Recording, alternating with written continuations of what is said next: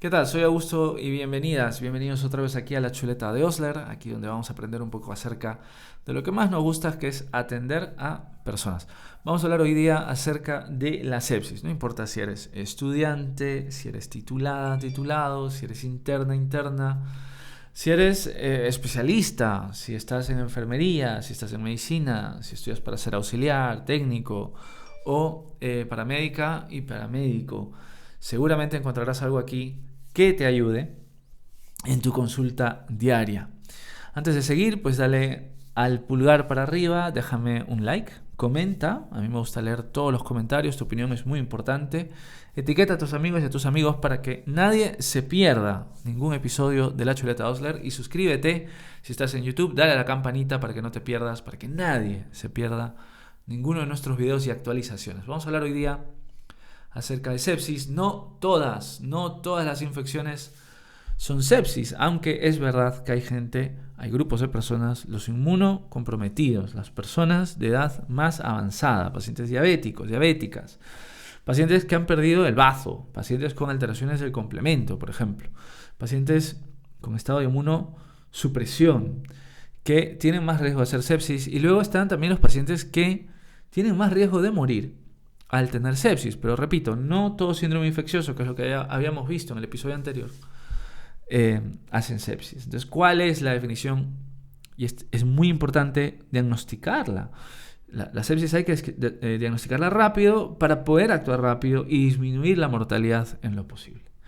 Pues todo empieza cuando, bueno, pensemos, ¿no? No es todo síndrome infeccioso suele ser, digamos, localizado, ya sea en meninges, en cerebro, en pulmón, en corazón, en hígado, en riñones. Pero ¿cómo es que pasa de ser algo local a ser algo sistémico? Y la respuesta está en el torrente sanguíneo, ¿no?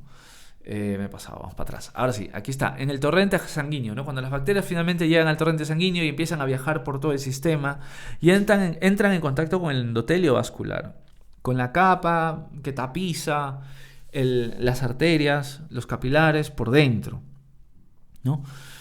Las toxinas que están en la superficie de las bacterias, las endotoxinas o exotoxinas, que son toxinas que el bicho produce, pues al entrar en contacto con el factor tisular que está en el endotelio vascular, activa un proceso inflamatorio. Al activarse la inmunidad innata, los macrófagos, algunas células plasmáticas que están por ahí, y al activarse el factor tisular se inicia toda esta respuesta inflamatoria a través de otras quimoquinas que las mismas células van produciendo para llamar a más células de defensa. Hay una respuesta humoral y celular. Pero es que aparte se activa el complemento también y se activa la coagulación. Entonces imagínense todo como una respuesta, como una especie de SWAT team que está tratando de eliminar a este agente extraño, ¿no? El problema es que al tratar de eliminar a este visitante extraño, pues por fuego amigo acaban destruidos nuestros propios tejidos. Una de las cosas que más hace daño sin duda es el óxido nítrico. El óxido nítrico lo que produce, ya vamos a ver, es una vasodilatación intensa, y ya vamos a ver lo que produce en el capilar y luego en la hemodinamia, porque eso define el síndrome séptico. Toda la respuesta inflamatoria va a empezar ya empieza a dejar rastros en el torrente sanguíneo que yo puedo ir buscando, ¿no? Entonces yo tengo un paciente que tiene un síndrome infeccioso y tiene fiebre y pues tiene un poquito de tensión muy justita y una taquicardia ya establecida, una tensión arterial de 100, que puede ser por la fiebre, pero su tensión arterial está en 100. Entonces yo hago una analítica, una respuesta inflamatoria sistémica puede estar generando la fiebre, no solamente la respuesta local, y pues puedo ir buscando ese aumento de las células blancas, de los leucocitos, de los neutrófilos, las formas más juveniles. Y recuerden esto, ¿no? La prostaglandina E2 es la que genera, al llegar al hipotálamo, todo el proceso, la serie de procesos que van a buscar aumentar la temperatura corporal, el cierre, la vasoconstricción de los vasos sanguíneos de la piel, las tiritonas, el temblor, ¿no? La producción de proteínas por parte del hígado, la PCR, la velocidad de sedimentación globular. Y yo he puesto aquí procalcitonina, aunque la procalcitonina es una proteína muy muy asociada a la presencia de bacteriemia, de bacterias en sangre. Es decir, si tienes una infección local y no sospechas sepsis, no la pidas. Pero si tú estás sospechando de que puede haber un síndrome séptico, no para descartar, por favor, si lo sospechas, pides una procalcitonina y está muy asociada a la sepsis, a la bacteriemia, a la presencia de bacterias en sangre, también producida por el hígado. Toda esta producción de proteínas, este aumento del metabolismo en el hígado, genera calor, que al no poder disiparse, pues genera la fiebre, ¿no? Entonces decíamos, la respuesta inflamatoria, que incluso activa el complemento y la coagulación a través de la activación también del factor tisular, del endotelio, factor 3, se desencadena la cascada de la coagulación, y el óxido nítrico produce algo que se llama disfunción endotelial. Una disfunción endotelial, un endotelio que no responde de forma adecuada y se produce una vasodilatación muy marcada. Esa vasodilatación hace que los agujeros, las fenestraciones que normalmente tiene el endotelio se hagan muy grandes y escapa la parte líquida de la sangre. Tenemos una extravasación de líquido. Es decir, hemos perdido líquido del espacio vascular, sería un tercer espacio. Esto es que tenemos hipovolemia, menos volumen sanguíneo, por lo tanto baja la tensión. Pero habíamos dicho también que se produce una vasodilatación intensa. Entonces, como vemos, por varios frentes tenemos una bajada de tensión brutal, vasodilatación e hipovolemia. Por eso es que estos pacientes hay que ponerles de inicio, aparte de los antibióticos, muy importante poner fluidos. Es una manera de rescatarlos del proceso de hipotensión arterial. Aparte, el endotelio está inflamado, ¿no? Y se activa la coagulación.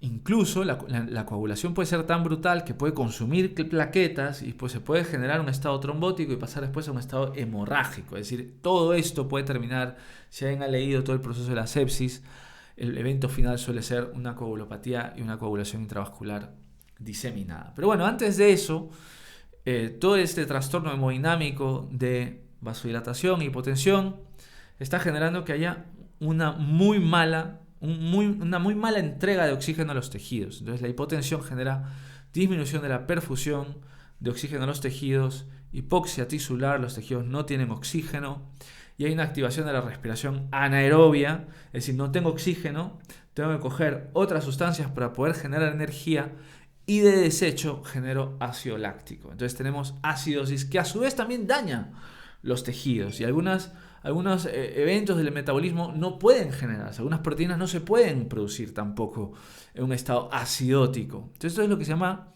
un fallo circulatorio.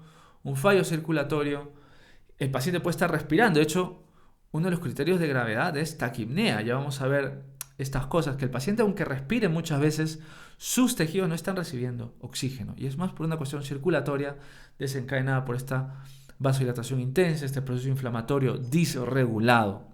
Es verdad que las suprarrenales intentan contrarrestar esto con una gran producción de sustancias simpático-miméticas, de noradrenalina y adrenalina, lo cual pues genera muchas veces también ese aspecto clínico del paciente taquicárdico, frío, pálido. Bueno, frío no, está cálido por la fiebre, pero está pálido, diaforético, taquipneico. Esa vasoconstricción de la piel, de los capilares de la piel, porque dentro del sistema está súper vasodilatado, pero sobre todo los capilares de la piel, esa vasoconstricción genera a veces frialdad, pero luego la vasodilatación que sigue andando y la hipoxia tisular que sigue su avance genera una cianosis en la piel que es visible. Y vemos como una especie de red morada, que le llaman livedo reticularis, y eso es un indicativo de que hay hipoxia tisular. La vemos en muchas situaciones de hipoxia tisular, pacientes envenenados, pacientes con bradicardias brutales, con bradicardias mal toleradas de forma hemodinámica, pues en la sepsis también las vemos, en grandes procesos inflamatorios que generan esta respuesta adrenérgica brutal. Gracias por gran vasoconstricción o gran vasodilatación, los vasos capilares no perfunden oxígeno a los tejidos de la piel y se ve esta red morada, ¿no? El livedo reticularis que se ve en torso, abdomen, en las extremidades. Y bueno, la diaforesis, la palidez. Ese es un paciente que con fiebre, con un síndrome infeccioso previo, yo tengo que estar muy pendiente de ese paciente porque probablemente está haciendo ya un proceso séptico. Ha hecho una bacteriemia, ha hecho una sepsis. es un cuerpo que está luchando por mantener una tensión arterial que le permita perfundir oxígeno. Entonces está hipotenso pero taquicárdico, ¿no? Alguien lo dijo muy bien cuando habíamos puesto esto en Instagram. Da igual que el paciente tenga una tensión arterial normal. No puede ser que tengas 110 de sistólica con 130 de frecuencia cardíaca. No puede ser, y respirando 22 veces por minuto, ¿no? El fallo circulatorio se convierte en un fallo respiratorio, no solamente porque el paciente no puede oxigenar los tejidos, sino porque el proceso inflamatorio inflama todos los tejidos y se produce entre ellos también una neumonitis intersticial. Pacientes con sepsis pueden acabar con un distrés respiratorio del adulto, una imagen que es muy parecida a las neumonías virales, ¿no? Pero es en realidad el proceso inflamatorio. El estado neurológico también se ve comprometido, no hay oxígeno en cerebro, pues el cerebro se empieza a apagar, confusión, disminución del nivel de conciencia, puede haber disminución, disminución progresiva hasta llegar al letargo, al estupor, a la obnubilación y al coma. De hecho, lo que ya hemos revisado, la hipotensión, una tensión arterial de menos de 100, una taquipnea, una frecuencia respiratoria de más de 22 y una disminución en el nivel de conciencia y una afectación neurológica son criterios para identificar rápidamente que hay daño orgánico, que el proceso séptico ha dañado los órganos. Y nos publicitan muchas veces como estudiantes o residentes que esto es un buen método de diagnóstico de sepsis en urgencias, y no necesariamente es así, porque habrán pacientes que tienen tensión normal y no tendrán sepsis, y habrán pacientes que no tendrán taquipnea y puede ser que ya tengan la bacteriemia, y habrán pacientes que no tienen alteraciones neurológicas y habrán tenido que están ya con bacteriemia y sepsis. Esto sí que es un indicativo de qué paciente está muy malito. Es un puntaje que nace del SOFA, que es una valoración de daño orgánico, pero de pacientes esto se estudió con pacientes en cuidados intensivos y para ver quiénes tenían más mortalidad. Más que diagnóstico, es para saber qué paciente está muy, muy malo y podría ser que se muera, y a ese dale toda la prioridad que puedas. Si quieres, si estás en urgencias, mándalo a UCI ya, ¿no? Pone sus fluidos, sus antibióticos, sus vasoconstrictores y se va para UCI. El daño renal también es una de las cosas tempranas que ocurren cuando hay hipotensión, no hay tensión, no hay filtrado glomerular. Un paciente, yo no sé cómo es que, por ejemplo, en un quick SOFA no hablan de la diuresis, ¿no? Paciente que tiene oliguria, oliguanuria, menos de 0,5 cc por kilo de peso por hora, pues es un paciente que sospeche séptico, incluso en urgencia, sóndalo, porque tienes que ver cómo está orinando, tienes que ver cómo están esos riñones. El fallo hepático, un paciente con fallo hepático, con una hepatitis secundaria a una sepsis, es un paciente que está muy, muy malo, un paciente que está amarillo, e inicialmente vino por una meningitis, está amarillo, es que está muy, muy malo, ¿no? Con citolisis, incluso pérdida del INR, ¿no? Perdón, aumento del INR, pérdida de la coagulación. Vemos cómo todo se va sobreañadiendo, y esto es a lo que vamos llamando pues fallo orgánico múltiple, que es ya el evento final de la sepsis. Estos pacientes, repito, pasan de un estado incluso trombótico en algún momento a un estado de hemorragias, ¿no? Cuando el paciente ya hace una coagulación intravascular diseminada, sin plaquetas, sin factores de coagulación. Bueno, espero que este resumen, un poco incompleto, muy reducido, para que vayan a sus libros a revisar y a poder entenderlo mejor, les haya ayudado en su consulta diaria. Que mañana, cuando tengas guardia, con un poquito más de confianza, tengas menos temor de cuando estés frente a un paciente con fiebre, un síndrome infeccioso, y tenga la tensión bien, con un poquito de taquicardia. Cuidado porque podríamos estar frente a una bacteriemia. Dale like, comenta, etiqueta a tus amigas, a tus amigos, suscríbete y dale a la campanita para que no te pierdas ninguno de nuestros videos. Muchísimas gracias por estar conmigo. Soy Augusto de la Chuleta Osler y será hasta la próxima.